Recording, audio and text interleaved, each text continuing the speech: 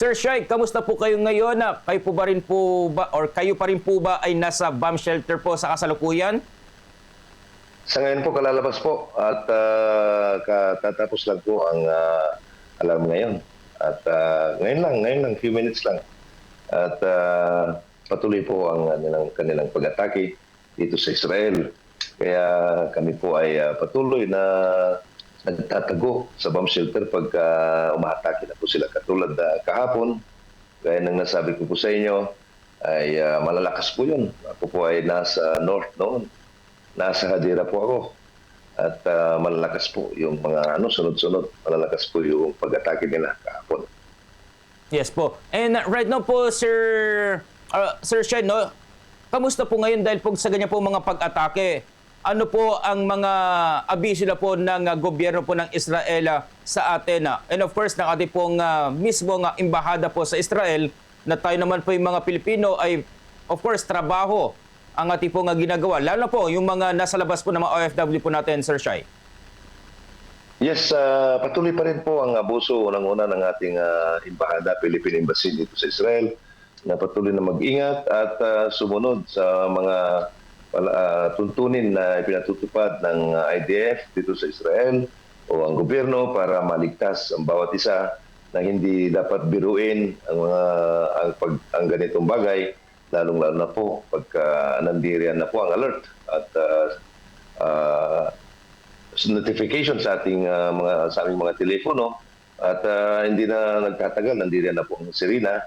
Kaya kailangan po ay save mo na yung sarili mo sa pamamagitan ng pagtago o pagpasok sa mga bomb shelter kung saan ka man naroon.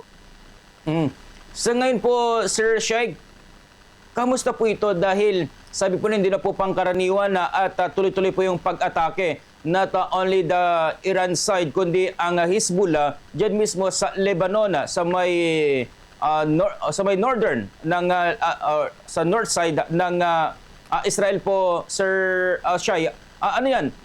Paano po? Anong mga measures kasi hindi po napoprotektahan or should I say hindi po lahat na missile na napapakawala na ay na-intercept po ito ng Iron Dome ng Israel. Yes po. Yan po ang maigpit na binibigay na abiso sa amin dahil hindi talaga 100% at mayroong mga nakakalusot dahil sa dami at lakas at pagka nagsabayan na umaatake ang Iran, umaatake rin dito ang Hezbollah. Pag nagsabay po yan ay talagang napakadelikado po. Kaya hindi po gawang biro po yung bibiruin mo na hindi ka papasok sa bomb shelter. Swerte, pagka hindi natamaan yung building dyan na kinaroroonan mo. Pero hindi natin alam na pagka yan po ay bumagsak, segundo lang Pagka nandyan na ang sirena, hindi mo alam kung saan talaga mabagsak. Kaya mahigpit po na itinatagubili ng gobyerno ng Israel, maging ang ating embahada na dapat sumunod sa alituntunin at mga abiso na ipinatutupad ng gobyerno ng Israel. Sir Shai, dumadami na rin po ba yung casualty po dyan mismo sa Israel? Sa ngayon po, hindi naman gaano. Mga tawa ng Diyos at may mga lugar at natatamaan building. Hindi naman po. Salamat at malaking bagay na nasasalo ng Iron Dome at saka yung laser beam ng Israel ang mga ganitong pag-atake nila dito sa amin. Mayroon ng natulungan ng ating embahada na naitawid at natulungan diyan sa may Egypt, sa may border na naitawid sila. At marami pa po marami po tayong mga kababayan na nais pang kumuha ng repatriation o makauwi sa ating bansa para dahil sa takot na rin at dito sa aming kinaroroonan. At patuloy pa po may mga naniniwala ko na marami pa rin mga paparipat dito sa Israel. Kamusta naman po kayo, Sir Shai? Mayroon po ba tayong plano for safe muna tayo? Kasi kayo by land po kayo nagtatrabaho at kapag may sirena doon po kayo lumalabas at pupunta po sa mga bomb shelter.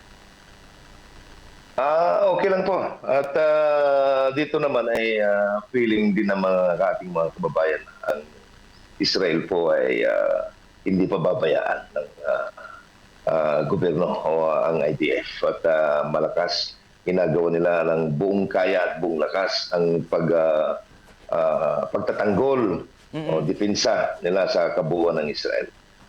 Katulad po ng isang tanong niyo po kanina, yung doon po sa repatriation by land, hindi po.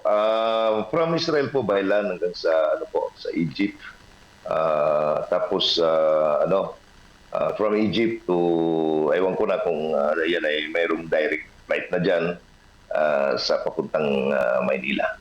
So sa ngayon po ay mayroon ng mga flights dito po sa Israel, bagamat ang mga ano lang dito yung mga El Al flights na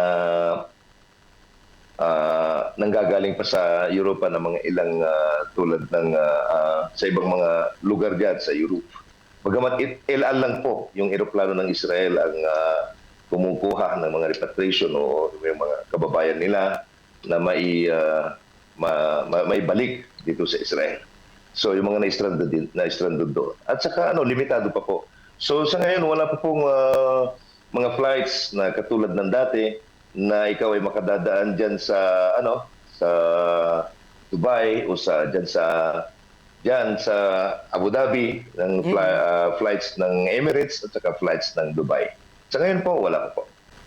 Ayon po sa direkta na masasabi ko po dyan at simula noong nagsimula itong digmaan na ito sa pagitan ng Iran, Israel kasabang US, ay binanggit din ng IDF dito na handa sila. Nakahanda sila at ibibigay ang buong depensa hanggang kailan anuman ang mangyayari. Ibig sabihin ay talagang nakahanda ang Israel. Hindi natin masabi, pero yan po ang ipinangako nila. At pangako sa mamamayan dito sa Israel na handang-handa sila na harapin anuman ang sigalot o laban dito sa mga terorista ng Iran.